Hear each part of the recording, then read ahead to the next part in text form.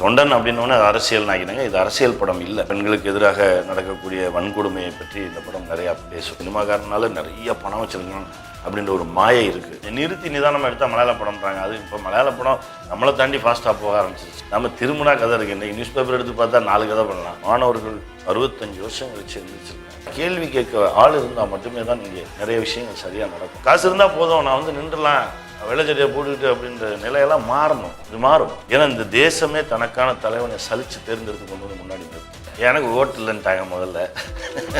இந்த 11 படத்துலையும் இதுதான் ஆகச்சிறந்த படம் நான் நினைக்கிறேன். வணக்கம். ரொம்ப சந்தோஷமாக இருக்குது. ஏன்னா ஒரு முறையும் ப்ரெஸ்ஸை மீட் பண்ணணும் அப்படின்னாலே கிட்டத்தட்ட ஒரு 8 மாதம் உழைக்கணும். உழைச்சிட்டு தான் சந்திக்கணும். அந்த சந்திப்பு ரொம்ப அற்புதமான ஒரு விஷயமா இருக்குது. அப்பாவுக்கு அப்புறம் உங்களை சந்திக்கிறதுல ரொம்ப மகிழ்ச்சி. தொண்டன்னாலே இது அரசியல்னு ஆக்கிட்டாங்க. அது இல்லை.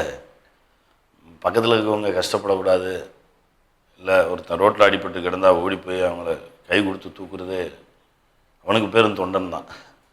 இவங்க தொண்டன் அப்படின்னோடனே அது அரசியல்னு ஆக்கினாங்க. இது அரசியல் படம் இல்லை. முதல்ல இதில் ஒரு ஆம்புலன்ஸ் டிரைவராக நடிச்சிருக்கேன். எப்போவுமே முதுகுக்கு பின்னாடி ஒரு உயிர் பிரச்சனையை வச்சுக்கிட்டே ஓடிட்டு இருக்கக்கூடிய ஒருத்தன். அவனுடைய மனநிலை, அவனுடைய ஓராண்டு கால வாழ்க்கை, அவன் சந்திக்கக்கூடிய விஷயங்கள், ஒவ்வொரு உயிரை காப்பாற்றும் போதும் புதுசாக ஒரு எதிரி முளைச்சிக்கிட்டே இருப்பாங்க இந்த கதையில். அவங்களெல்லாம் இவன் எப்படி சமாளிக்கிறான், அவங்கள எப்படி இவன் பார்க்குறான் அப்படின்றது தான் இந்த படத்துடைய கதை. ஏன்னா நான் எதுக்கு ஆம்புலன்ஸ் டிரைவர்னு எடுத்துக்கிட்டேன்னா, எந்த இஷ்யூ வேணாலும் தொடலாம். ஆக்சுவலாக பெண்களுக்கு எதிராக நடக்கக்கூடிய வன்கொடுமையை பற்றி இந்த படம் நிறையா பேசும்.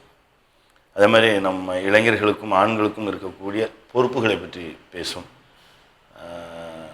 கரூரில் ஒரு கல்லூரியில் ஒரு பெண் குழந்தைய ஒருத்தன் கட்டை எடுத்துகிட்டு போய் அடித்து கிளாஸ் ரூம்குள்ளே வச்சே அடித்து அந்த குழந்தைய சாகடித்தான் அப்படின்ற ஒரு செய்தியை பார்த்துட்டு, அவன் ஒருத்தன் தானே, ஆனால் சுற்றி 100 பொண்ணுங்க இருந்துச்சே, திருப்பி அடிச்சிருந்தா அந்த பொண்ணை காப்பாற்றிருக்கலாமே. ஒரு குற்றவாளி அப்படின்னு தெரிஞ்சும் நம்ம வந்து பயந்து ஓடுறோம். ஆனால் குற்றம் செய்கிறவன் ரொம்ப தைரியமாக செய்கிறான் அப்படின்னாலே இந்த பயம்தான் அது காரணம் அப்படின்ற ஒரு விஷயத்தை எடுத்து வைக்கணும், சொல்லணும் அப்படின்னு நினச்சேன். அதற்கு தான் முன் பின் எல்லாத்தையும் சேர்த்து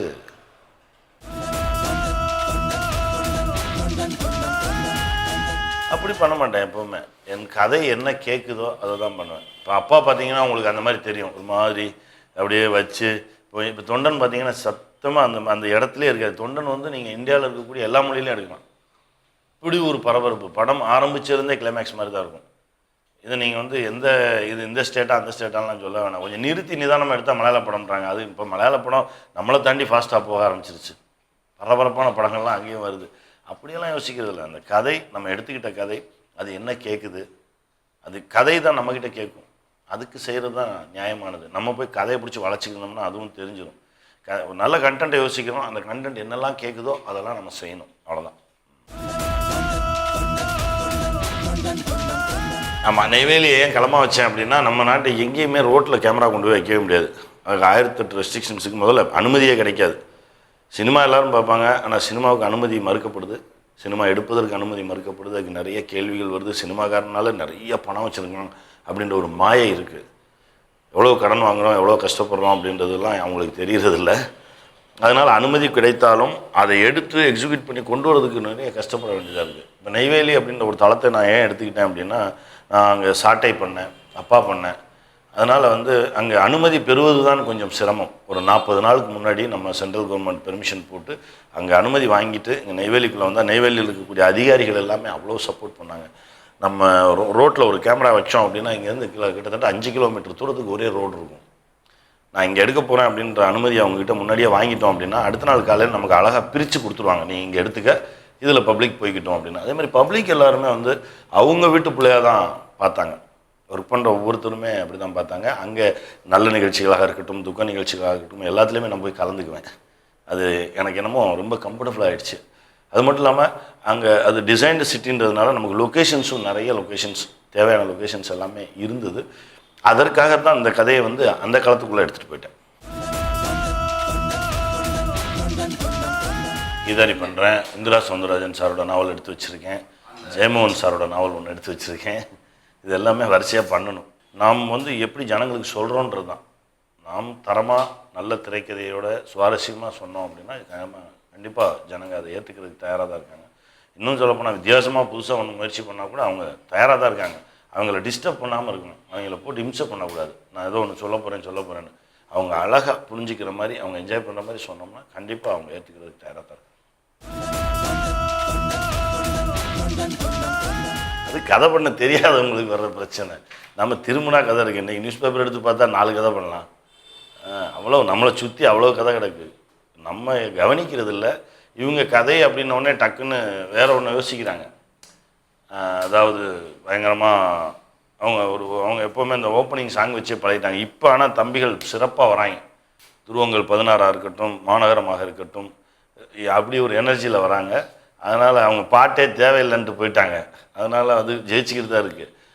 பெரிய வெற்றியை பார்த்துருக்கு. அதனால் வந்து இப்போ தம்பிகள் வந்து அடுத்தடுத்த தளத்துக்கு சினிமாவை கொண்டு போயிட்டாங்க. இவங்க பழைய பீஸுகள் தான் உட்காந்துட்டு கதை கிடைக்கல, அது கிடைக்கலன்னு சொல்லிட்டு பேசிக்கிட்டே இருக்கிறது. அதெல்லாம் கிடையவே கிடையாது. நிறைய இருக்குது. நம்ம பக்கத்துலேயே நிறைய கதை கிடக்கு.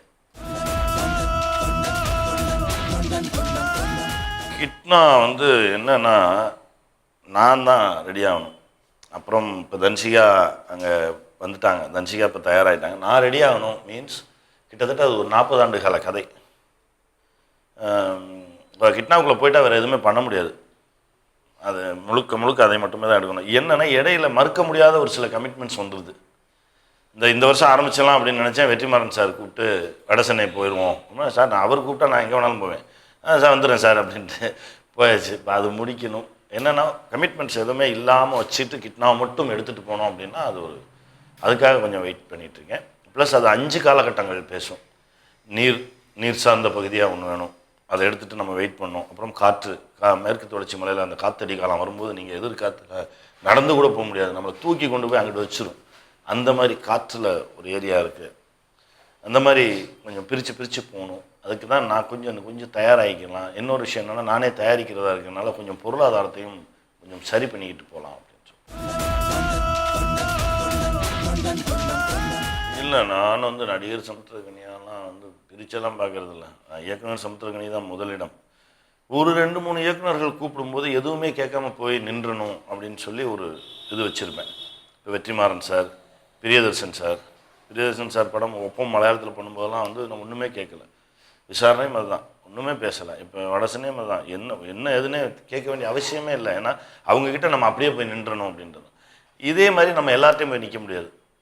ஏன்னா ஒரு சிலர்லாம் வந்து பேசும்போது நல்லா பேசுகிறாங்க, எடுக்க மாட்டேன்றாங்க. ஏன்னா நம்ம வேகமாக ஓடியே பழக்கப்பட்டவங்களா. அதனால் அங்கே போய் அவங்க மண்டையை சொல்லிட்டு நிற்கும்போது நமக்கு கஷ்டமாக இருக்குது.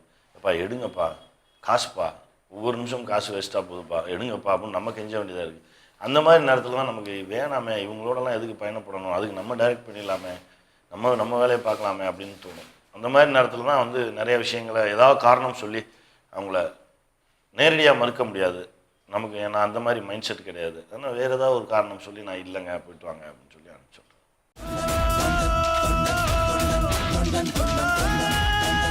எனக்கு ஓட்டு இல்லைன்ட்டாங்க முதல்ல. தம்பி விஷால் என்னை கூப்பிட்டாரு. நான் சொன்னேன், சகோதரா எனக்கு ஓட்டு இல்லை, அடுத்த வருஷம்தான் நான் வந்து ஓட்டு போடக்கூடிய தகுதி வரும்ட்டாங்க. சரி, இப்போ வந்து நான் அங்கே வந்து என்ன செய்கிறது, எனக்கு நிறைய வேலை கிடக்கு, நான் போய் பார்க்குறேன். நீங்கள் முன்னெடுத்து போகிறீங்களா, எங்கே இருந்தாலும் நான் வந்து உங்கள் பின்னாடி நிற்பேன்.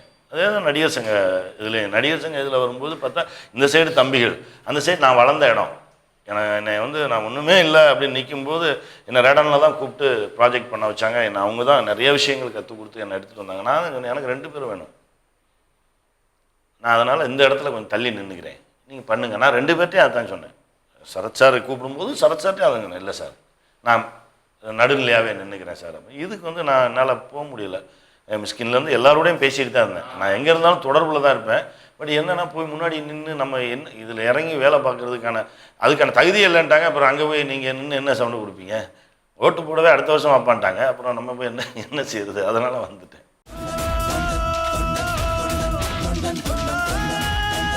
மாணவர்கள் 65 வருஷம் கழிச்சு எந்திரிச்சிருக்கிறாங்க.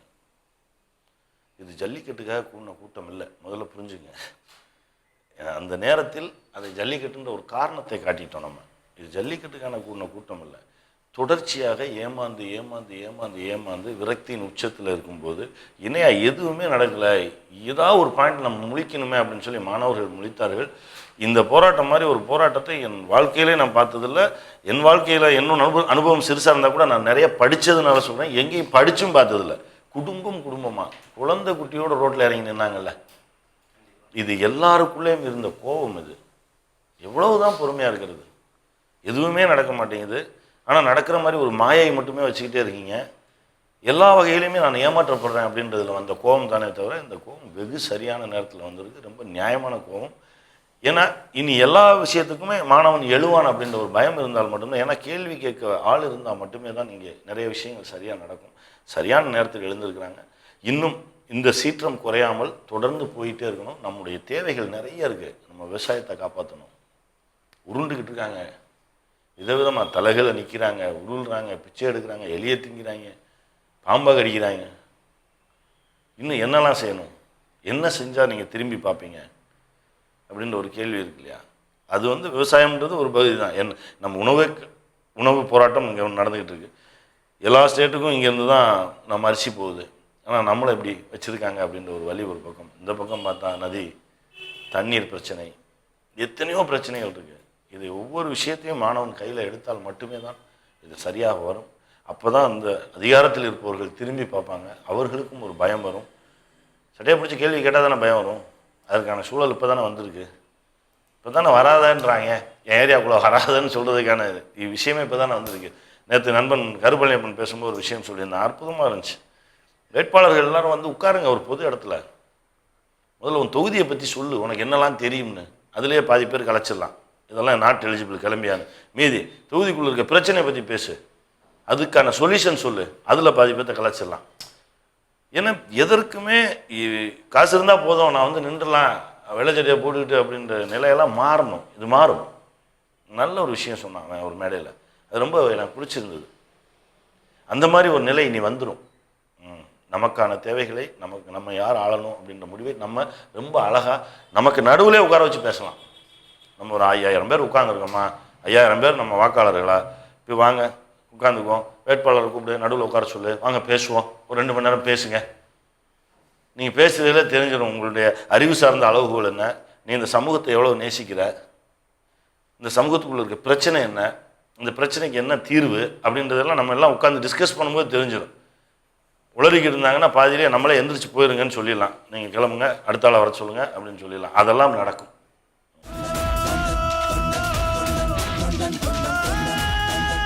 இப்போ இருக்க சூழல் என்னென்னா, ஒரு விஷயம் நம்புகிறேன், இந்த மண்ணுக்கு உயிர் இருக்குது. ஏன்னா ரொம்ப உண்மையான மக்களை மட்டுமே நேசித்த தலைவர்களுடைய ரத்தம் சிந்தின மண் இது. பொறுத்து பார்க்குவோம், முடியலன்னா சிலிப்பிடும். இப்போ சிலிப்பிருச்சு, அவ்வளோதான். ஏன்னா இந்த தேசமே தனக்கான தலைவனை சலித்து தேர்ந்தெடுத்து கொண்டு முன்னாடி நிறுத்தும். அது இது சுனாமி மாதிரி இந்த மாதிரி தான், ஃப்ளட் வந்த மாதிரி தானே தவிர அப்படி ஒன்று நடந்திருக்கு தமிழகத்தில். இப்போ சலிக்கிற வேலை தான் நடந்துக்கிட்டு இருக்கு. சரியான தலைவனை எடுத்துகிட்டு நிப்பாட்டிடும் அப்படி நம்புகிறேன்.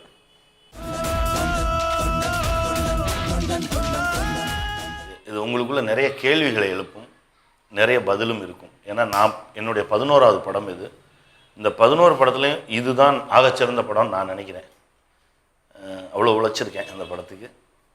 நிறைய விஷயங்கள் இருக்குது நம்ம பக்கத்தில். நீங்கள் கடந்த 6 மாதமாக பேப்பரில் படித்த விஷயங்கள், அதாவது நம்மளை கடந்து போன விஷயங்களாக இருக்கும், இல்லை நம்ம பக்கத்தில் நடந்த விஷயமா இருக்கும். இது ரொம்ப ஒரு புது அனுபவத்தை கொடுக்கும் உங்களுக்கு. ஆமாம்ல ஆமாம்லன்னு நிறைய விஷயங்கள் அப்படி தான் பேசியிருக்கோம்.